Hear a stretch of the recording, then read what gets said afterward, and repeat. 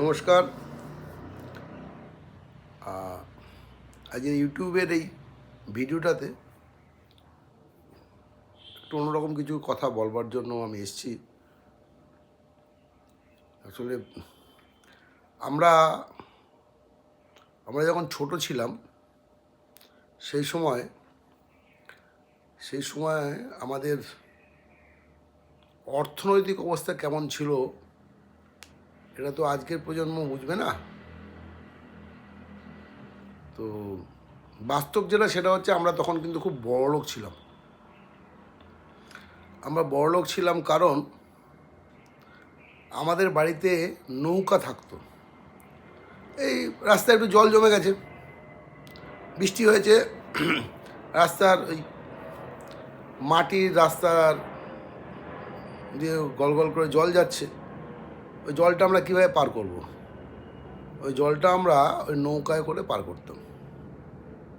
তারপরে ধরুন বাড়িতে বসে আছি, আটকে আছি, পড়াশুনো বা বিভিন্ন রকম চাপ, ইচ্ছে হলো বন্ধুর বাড়ি যেতে। কীভাবে যাবো? প্লেনে আমাদের বাড়িতে একটা করে এয়ারপোর্ট থাকতো। আমরা প্লেনে উঠে সাঁ করে বন্ধুর বাড়ি চলে যেতাম, কিংবা রাস্তার ওপারের বাড়িটায়, হয়তো রাস্তার ওপারেই আমার বন্ধুর বাড়ি, তো বন্ধুর বাড়িতে কীভাবে যাবো? প্লেনে করে চলে যেতাম। নৌকাগুলো, প্লেনগুলো সব কাগজের তৈরি হতো, আমরা অনায়াসেই চলে যেতাম।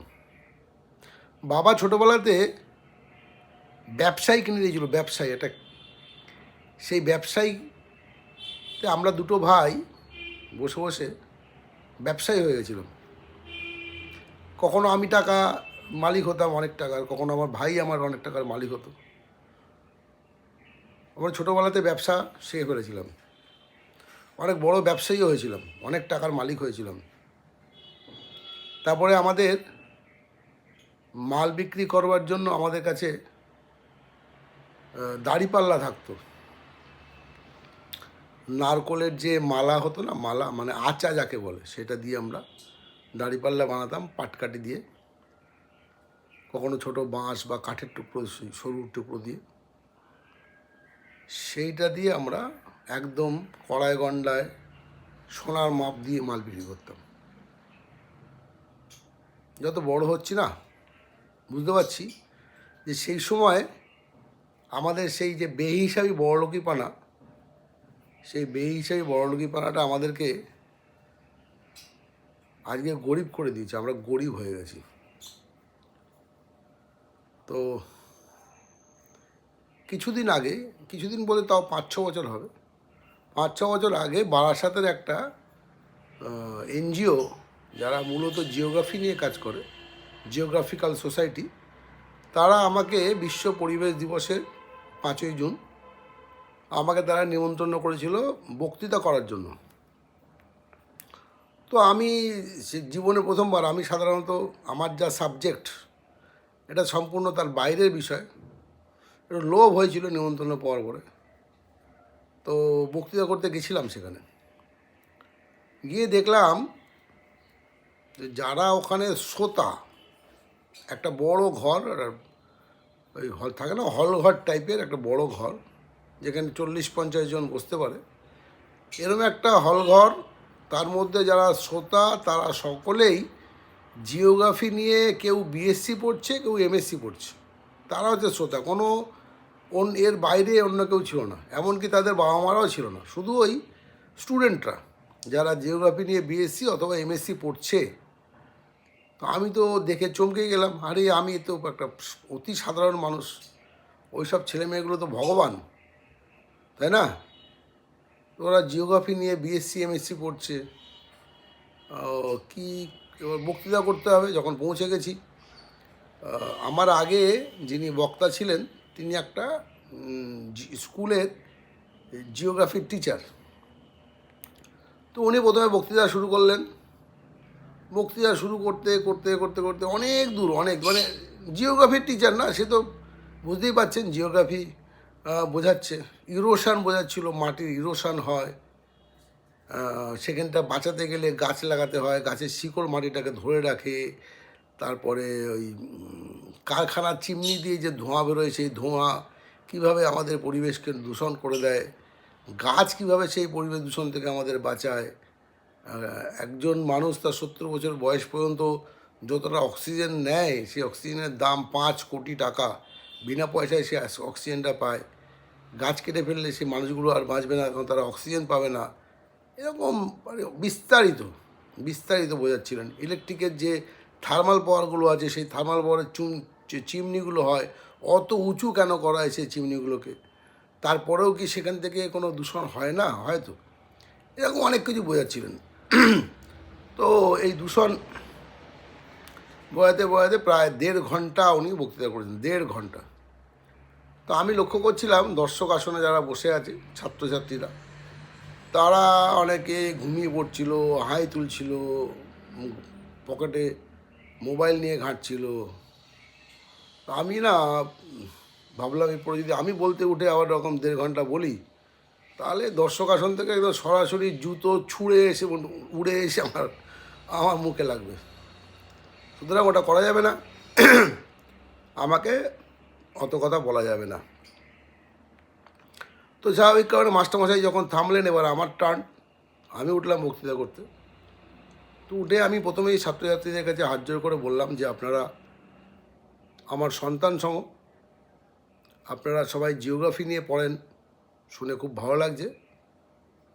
প্রকৃতপক্ষে আমি আমার সামনে আমার ঈশ্বরদের দেখতে পাচ্ছি। তো দয়া করে আমাকে 2 মিনিট সহ্য করতে হবে, একদম 2 মিনিট, তার বেশি আমি বলবো না। 2 মিনিট আমাকে সহ্য করবেন। তো সেই 2 মিনিট বলতে গিয়ে আমি বলেছিলাম যে আমাদের যারা পূর্বপুরুষ, অর্থাৎ ধরুন আমার পূর্বপুরুষ, আমার বাবা বা কাকা, তারা আমাদেরকে বলেন আমরা খুব ভালো ছিলাম, তোরা স্বার্থপর হয়ে গেছিস। একই কথা আমার ঠাকুরদাদাও আমার বাবাকে বলতেন, ঠাকুরদাদার বাবা ঠাকুরদাদাকে বলতেন। এইভাবেই পুরুষানুক্রমে এটা চলে আসছে। আমি আবার আমার সন্তানকে বলবো, আমার সন্তান তার সন্তানকে বলবে, আমরা ভালো ছিলাম তোরা খারাপ হয়ে গেছিস, আমরা ভালো ছিলাম তোরা খারাপ হয়ে গেছিস। এই ট্র্যাডিশনটা চলছে, চলবেও। আসল ঘটনাটা কি এরকম? আসল ঘটনাটা এরকম নয়। আসল ঘটনাটা যে আমরা যুগে যুগে আমাদের কিছু পরিবর্তন হচ্ছে, পরিবর্তনের সঙ্গে আমরা যারা পুরনো লোকেরা তারা মানাতে পারছি না, কিন্তু নতুন যারা আসছে তারা সেই পরিবর্তিত পথেই তারা জন্ম নিচ্ছে, যার ফলে তারা পরিবর্তিত হয়ে যাচ্ছে। আমরা যখন আমাদের সময়ের সঙ্গে আমাদের পরবর্তী প্রজন্মকে মেলাতে পারি না, এই পরিবর্তিত পরিস্থিতির সঙ্গে মেলাতে পারি না, তখন আমরা খুব সহজে স্বার্থপর শব্দটার মধ্যে দিয়ে তাদেরকে ব্যাখ্যা করে দিই। একটা শব্দের মধ্যে সব পুরোটা চলে যায় আর কি।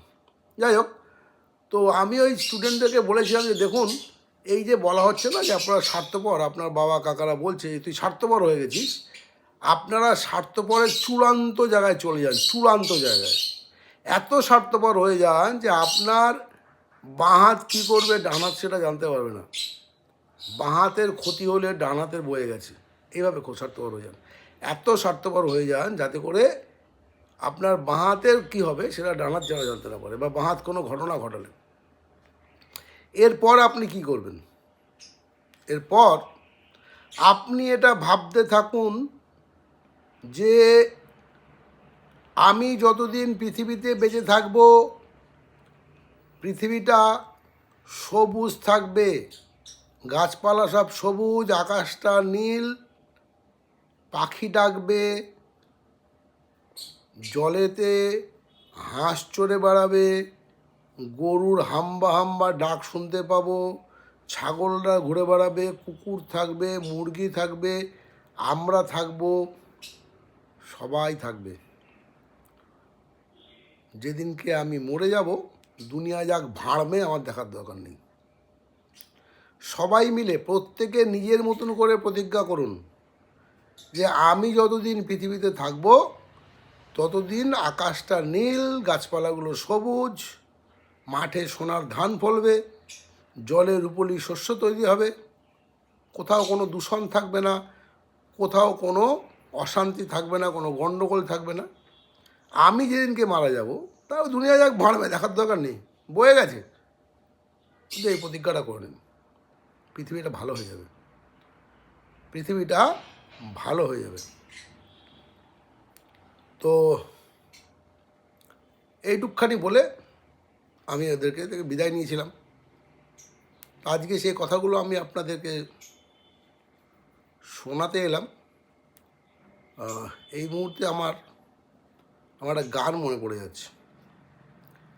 গানটা বাউল গান, বাউল গান নাই, এক লোকসঙ্গীত আর কি। সেই লোকসঙ্গীতটা হচ্ছে বনমালী তুমি পরজনমে হইও রাধা, বনমালী তুমি পরজনমে হইও রাধা, আমি মরিয়া হইব শ্রীনন্দের নন্দন, মরিয়া হইব শ্রীনন্দের নন্দন, তোমারে বানাইব আধা, বনমালী তুমি পরজনমে হইও রাধা। তো একটা ভিডিওটা যেটা করার দরকার, যে জন্য করছি আর কি, তার মূল কারণটা হচ্ছে যে আমাদেরকে আমাদের অতীতকে সঙ্গে নিয়ে চলতে হবে। আমি যদি আমার অতীতকে ভুলে যাই, তাহলে আমার আগামী যারা, আমার যারা ভবিষ্যৎ, তাদের তো আমি অতীত, তারাও আমায় ভুলে যাবে। তো সেই জন্য আমি যদি আমার অতীতকে ভুলে যাই, তাহলে আমার যারা ভবিষ্যৎ তারা আমাকে ভুলে যাবে, এবং একই রকমভাবে পুরুষানুক্রমে একই ঘটনাগুলো ঘটতে থাকবে। সেই জন্য আমাদেরকে অতীতকে ভুললে চলবে না। আমাদের বাবা ঠাকুরদাদা, তাদেরকে আমাদের ভুললে চলবে না। জানি পৃথিবী বদলাচ্ছে, তার সঙ্গে সঙ্গে পরিবেশ বদলাচ্ছে, পরিস্থিতি বদলাচ্ছে। সেই বদলের সঙ্গে অবশ্যই করে আমাদেরকে বদলে যেতে হবে, পরিবর্তিত হতে হবে। কিন্তু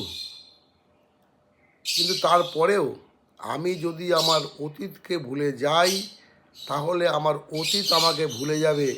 তাই কোনো মতেই অতীতকে ভোলাটা ঠিক হবে না। এবং আজকের দিনে যত সমস্যা, পারিবারিক ক্ষেত্রে বলুন, সামাজিক ক্ষেত্রে বলুন, এই সমস্ত সমস্যার মূল কারণ কিন্তু ওটাই, যে আমরা আমাদের অতীতকে ভুলে গেছি। অতীতকে গুরুত্ব দিইনি, এবং সেই জন্যে এই সমস্ত সমস্যাগুলো তৈরি হয়েছে। তো এটুকখানি বলার ছিল এই ভিডিওতে। এর থেকে বেশি কিছু বলবো না, অনেকটা সময় হচ্ছে, 12 মিনিট 13 মিনিট হয়ে গেল। তো যারা যারা শুনবেন, ভালো লাগলে শেয়ার করবেন, অন্যকে শোনার সুযোগ করে দেবেন। আবারও আসবো ভিডিও নিয়ে আপনাদের কাছে আমার বার্তা পৌঁছানোর জন্য। এটা আমার ঠিক বার্তা নয়, এটা সকলেরই বার্তা।